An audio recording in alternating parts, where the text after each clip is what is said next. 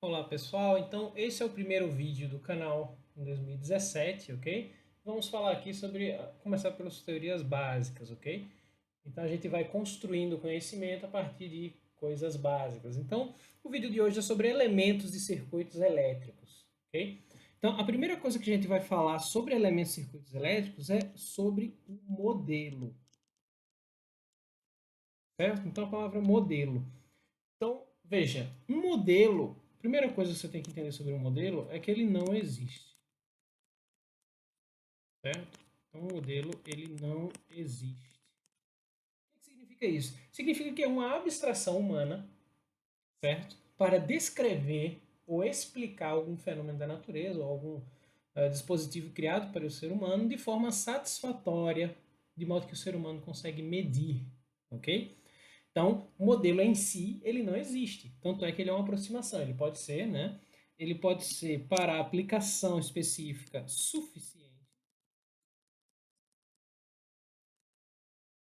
suficiente. Então, o modelo procura sempre suprir a necessidade do problema. Então, não necessariamente vai ser a verdade da coisa que acontece ali. Se você for se aprofundar microscopicamente, ou então um pouco mais para fora, você pode usar modelos diferentes, certo?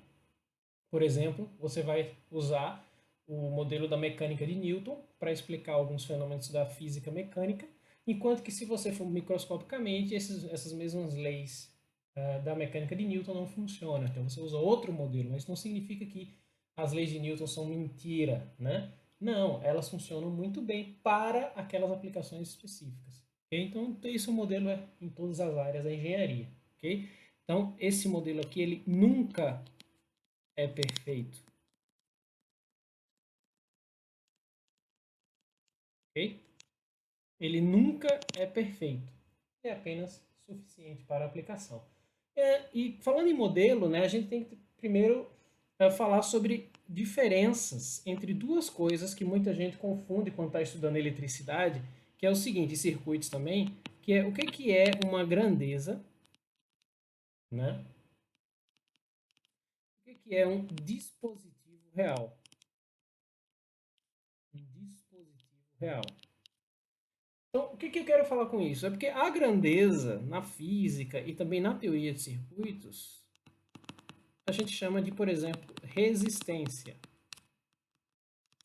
Imagina essa grandeza. A resistência que tem um símbolo que é assim. Certo? É uma resistência. Então, a resistência é uma grandeza. Ela não existe. Ela é apenas um comportamento abstrato que o ser humano está usando para modelar alguns comportamentos na realidade.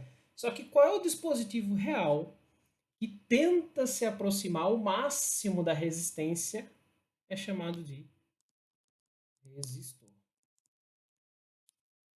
Okay? Então, o resistor, na prática, ele vai tentar se aproximar ao máximo de ser uma resistência pura, certo? Mas isso não vai acontecer.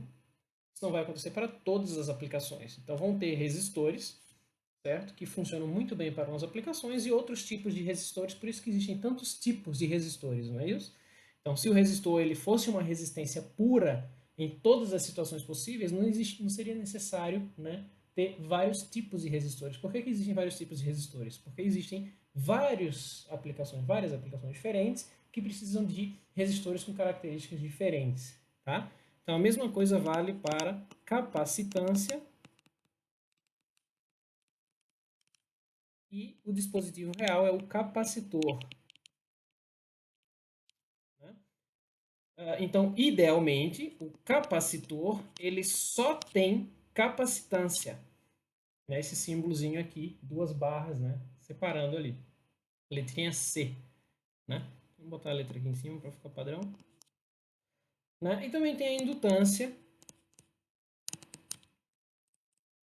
né? Que é o indutor, o dispositivo. Tenta se aproximar ao máximo da indutância, que é, né, como se fosse uma mola. Né? Como se fosse. Né? Desenho ali. Indutância que são espiras, né? São espiras. Okay? Então, todos esses símbolos que eu desenhei aqui, esses símbolos correspondem à grandeza, certo? Então, muitas vezes, né, a gente vai tentar modelar esses três aqui, que são imperfeitos na vida real. A gente vai tentar modelar esses três pelas três grandezas da esquerda, ok? Certo? Então, por exemplo, vamos fazer um exemplo aqui para você entender, um modelo para um resistor real.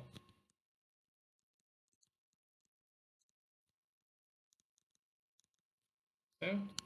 Um modelo para um resistor real. Então, na maioria dos casos, né, vou botar aqui, maioria dos casos,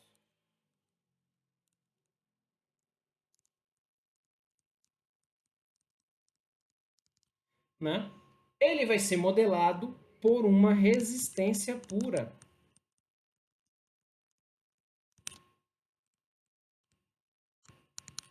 Né? Vamos botar pura, resistência já está dizendo que é pura, né? Então, o resistor seria, né, um elemento físico, real, certo? Que nós vamos modelar ele por uma resistência. Okay? Por que isso? Porque a maioria das situações de estudo, a gente já vai assumir que o resistor correto para aquela aplicação já foi escolhido. Ou seja, é o resistor que só possui resistência naquela faixa de frequências. Certo? Porém, em alta frequência, isso aqui é para resistências até kHz. Né? Até kHz. A partir de megahertz, né? Gigahertz, então em alta frequência, né? O que a gente vai ter? Esse mesmo resistorzinho vai apresentar comportamentos, esse mesmo resistorzinho que você pegou lá na prateleira, vai apresentar comportamentos de duas grandezas em série, que é a grandeza resistência e a grandeza indutância. Em série. Ah, professor, por que isso, né? Megahertz para cima, gigahertz, megahertz. Tá? Por que ele vai apresentar? Porque vocês aprenderam em física, né, que todo fio, por menor que seja, tem a lei de Ampère, né, do eletromagnetismo. Então, ele gera uma indutância própria dele. Né? Então, intrinsecamente, se você for rigoroso, todo fio, ou toda trilha, ou todo pedaço de condutor vai gerar indutância. Só que essa indutância, se você tem um resistorzinho, né, dependendo do material e da qualidade dele, pode ser que essa indutância seja muito baixa. Okay? Então a gente vai ver no curso aqui, né, nesse nosso canal do YouTube, a gente vai ver como é que se comportam as indutâncias. Quando é que ela aparece? Por que quando aumenta a frequência a indutância aparece? Né? A gente vai ver quando estudar indutores, por que aparece. Mas a gente pode modelar um resistor, qualquer resistor em alta frequência por um resistor, por uma resistência e uma indutância. Certo? Então, qual é o modelo mais completo? Qual é o modelo mais completo para o resistor finalmente? Então, o resistor finalmente teria, ele está aqui o resistor. É um modelo mais completo para todas as frequências, né? Então, para todas as frequências, o modelo mais completo seria resistor, uma resistência, né? Uma indutância e uma capacitância parasita. Né? Então, esse seria o modelo mais completo, né? Porque alguns resistores, certo? Então, por exemplo, existem resistores que eles são desenhados assim, ó. Imagina que você tem uma pastilha de silício. Imagina isso aqui é silício. Certo? Então você desenha em cima do silício como é que faz resistores. Professor, como é que fabrica resistores? Tem várias maneiras de fabricar resistores. Uma delas é você desenhar uma trilha de um condutor. Então você pode desenhar uma trilha assim. Certo? E aí você vai ter capacitância parasita entre essa trilha aqui e essa trilha aqui. Vai ter um capacitorzinho, né? Condutor do lado de outro condutor, né? Vai ter uma capacitância parasita. Okay? Então, esse modelo aqui seria mais completo você usar para um resistor. Por que nós não usamos ele porque não precisa. O que que a gente faz? A gente olha lá no manual qual o valor da indutância e da capacitância desse resistor, né? Como eles vão ser muito pequenos, tá? Para frequências comuns de usos de eletrônica básica, que é frequência baixa, tá? Não precisa usar que eles não vão ter efeito. A gente vai aprender mais na frente no curso por que eles não têm efeito. Ok? Então, por hora, né, nós vamos ficar com esse aqui, tá? Para aprender a teoria de circuitos. Então, a teoria de circuitos,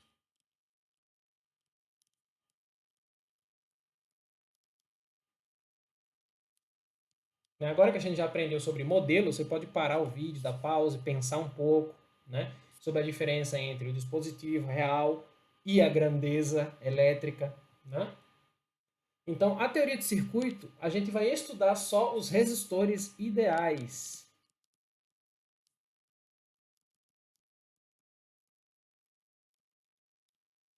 Certo? Ou seja, as resistências. Certo? Então, resistores ideais, certo? Vou pegar aqui, resistores ideais são as resistências.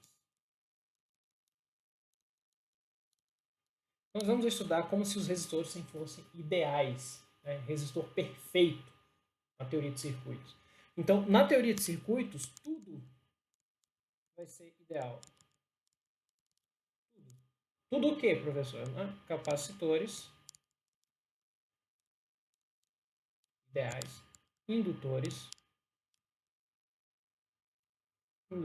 e as fontes vão ser ideais. Então, toda a teoria de circuitos que eu vou apresentar para vocês aqui vai se basear em que os elementos só possuem as grandezas deles mesmos, tá? E aí você já está na sua cabeça aí todo, né, cheio de dúvidas, porque você já está pensando, mas ele passou tanto tempo explicando aqui que o modelo é uma coisa que não existe, é uma coisa que, né, é uma abstração humana, e por que a gente só vai estudar o modelo mais perfeito? Por que que nós vamos estudar, né? Então a pergunta é, por que estudar, né? Por que estudar tudo ideal? Se na realidade é tudo diferente. Por que estudar tudo ideal? E a resposta é muito simples, tá? É porque pode-se, vou escrever aqui, ó. Pode-se modelar a realidade imperfeita, certo? Como um conjunto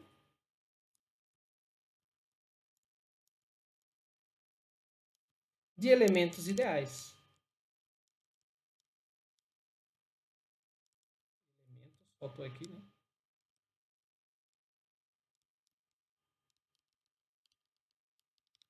Certo? Então, o segredo da engenharia se resume a isso, né? Você modelar a realidade imperfeita, isso aqui é imperfeita, né? Então, você modelar a realidade imperfeita por um conjunto de elementos perfeitos, ok? Certo? Então, isso que eu estou respondendo para vocês aqui é exatamente isso que eu falei aqui antes, que a gente estava modelando o resistor por um modelo completo. Então, o objetivo da engenharia é que você aprenda da melhor maneira e mais consistente possível todos os elementos e teorias de elementos ideais, de modo que você seja capaz de, quando você observar o elemento da realidade, você consegue construir ele através de elementos ideais. Então é isso que a teoria de circuitos vai te prover, ok? Então, para não ficar muito longo o vídeo de hoje, então eu vou falar da teoria de circuitos.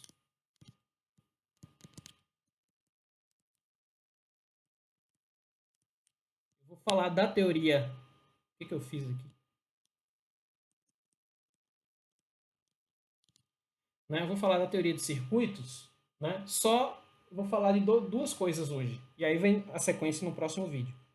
Então, os elementos ideais básicos,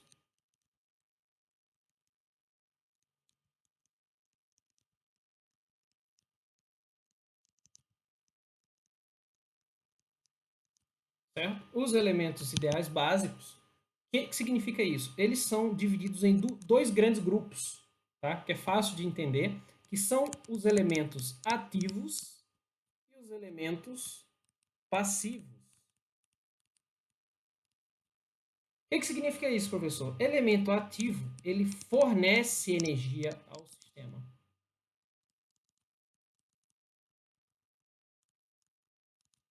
Certo? E o passivo recebe energia.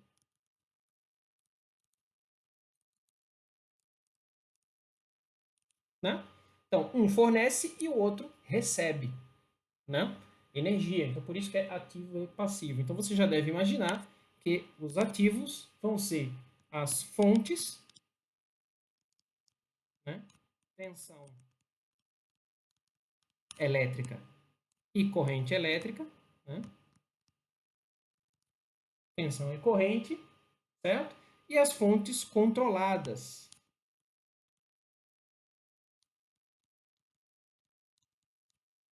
Ok? E os passivos, né, vão ser os elementos que a gente já está acostumado com seus resistores, os capacitores e os indutores. Certo? Então, nesse vídeo aqui eu vou falar rapidamente sobre as fontes, né, de tensão e corrente ideais. Ok? Então é isso que eu vou falar aqui nesse vídeo, certo? Para não ficar muito grande.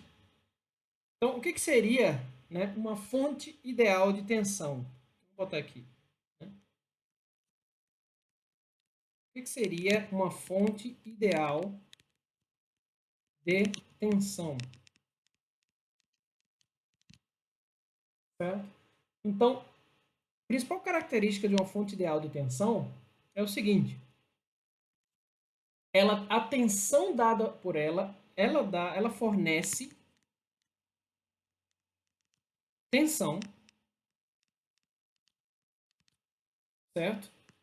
Pode ser uma função, né, em vez de t, certo? Que varia ao longo do tempo, né? Então isso aqui é tempo. Então pode ser uma função, pode ser constante, né? Você estudou cálculo aí, você sabe, né? A essa altura, uma função pode ser qualquer tipo de função, né? Função de tensão. E ela fornece tensão, só que a corrente dela, né? Sua corrente é determinada pelo circuito. Ah, problema, isso aqui não é uma fonte, né? A fonte deveria fornecer tensão e corrente? Não. Fonte de tensão fornece tensão, a corrente não. A corrente é determinada pelo resto do circuito. Então, ó, é determinada pelo circuito. Vou sublinhar aqui corrente junto. Então, corrente é determinada pelo circuito. Como assim? Não entendi. Vamos dar um exemplo. Um exemplo você aprende. Então, veja só, se eu tiver uma fonte de tensão que o símbolo é esse é o símbolo da fonte de tensão. Então, imagine que eu tenho aqui 6 volts. 6 volts de fonte. Né? Se eu ligar essa fonte de tensão em um resistor com resistência ideal de 6 ohms, né, vai passar uma corrente aqui, a gente vai estudar depois a lei de Kirchhoff, mas por enquanto você vai intuitivamente somente com um elemento.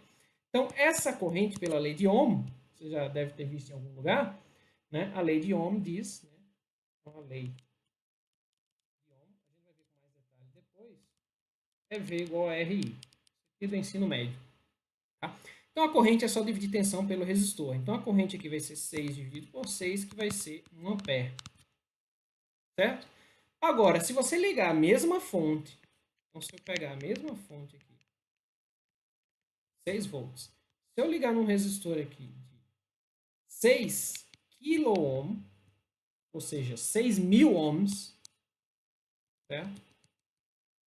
6.000 ohms, a corrente que vai passar nesse circuito muda. Certo? Vai ser 6 dividido por 6 vezes 10 elevado à terceira, que são 6.000, né? E vai dar 1 miliampere. Correto?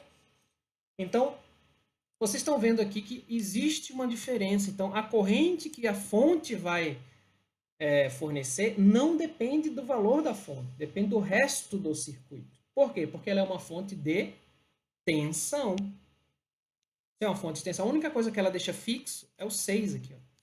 Então, sempre vai estar fixo o 6. Agora, a corrente vai depender do resto do circuito. Se tiver mais resistores, mais coisas, aí vai mudar a corrente do circuito. Ok? Então, vamos agora para a fonte de corrente. Certo? Então, vamos ver aqui, por exemplo, se eu pegar uma fonte de corrente,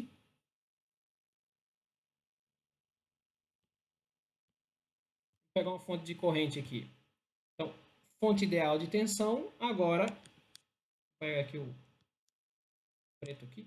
Então, fonte ideal, o que muda? De corrente. Mas a gente vai estudar as fontes não ideais? Vai estudar as fontes não ideais também. Mas primeiro tem que aprender o ideal, porque a não ideal a gente vai construir com elementos ideais. Então vamos lá, ela fornece corrente. Fornece corrente.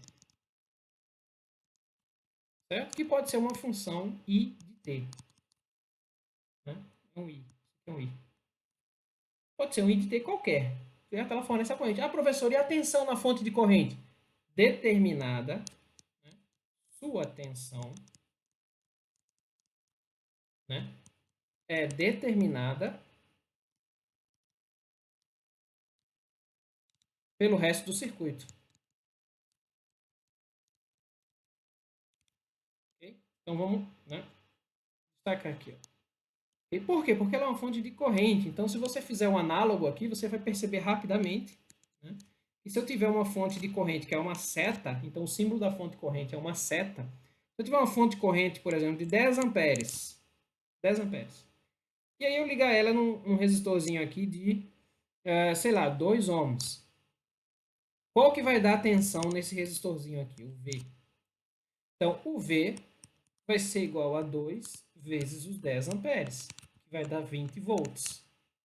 Ah, professor, mas a fonte aguenta 20 volts? Né? É ideal, ela aguenta infinitos volts. É uma fonte ideal, da mesma forma que essa daqui, a fonte de tensão aqui em cima, ela aguenta muitos infinitos amperes, porque ela é ideal. Estamos no mundo da abstração aqui. Né? Então, quando a gente for estudar as fontes reais, é que a gente vai ver as não idealidades. Professor, se eu ligar essa mesma fonte aqui de 10 amperes, né? Se eu ligar essa mesma fonte num resistor aqui de, sei lá, bota aqui 50 ohms, qual que vai ser a tensão aqui no resistor e na fonte ao mesmo tempo, né, que é a mesma tensão? Qual que vai ser o V? Vai ser 50 vezes 10, que dá 500 volts. Certo? Então, você pode ver que a tensão numa fonte de corrente depende do resto do circuito. Ok? Mas ela fornece, a corrente é fixa. Certo? A corrente é fixa. Então, a lição do vídeo de hoje é você perceber que a tensão na fonte de tensão aqui, ela é fixa e não varia se você mudar o circuito. Ah, mudei o circuito, é outro circuito. Não varia, porque a fonte de tensão ela é constante, ideal, não importa. Faça chuva, faça sol, não importa. Ela é ideal. Mas a corrente não muda de acordo com o circuito. E ao contrário é a corrente. Então, vocês vão perceber que muitas das coisas da eletricidade, uma coisa é o contrário da outra, porque corrente é o contrário da tensão. Vocês vão pegar essas ideias. Então, a corrente ela é constante, certo? Não muda, é ideal.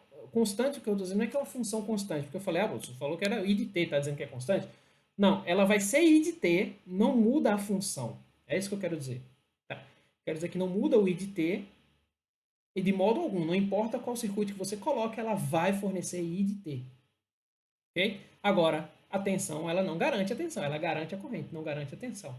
Ok? Então, espero que vocês tenham gostado dessa introdução, que vocês esclareçam bem essas ideias básicas, tá?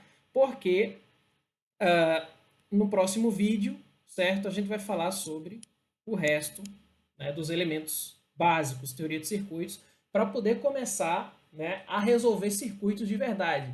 E aí a gente vai começar a estudar associações, vai começar a estudar depois leis de Kirchhoff. Então, o mais importante para quem está querendo descobrir e aprender circuitos elétricos é que você aprenda o básico de uma maneira muito sólida, de modo que você não tenha dúvida no futuro, certo? Então, as dúvidas em geral é porque você não aprendeu o básico, ok? Então, pessoal, até o próximo vídeo.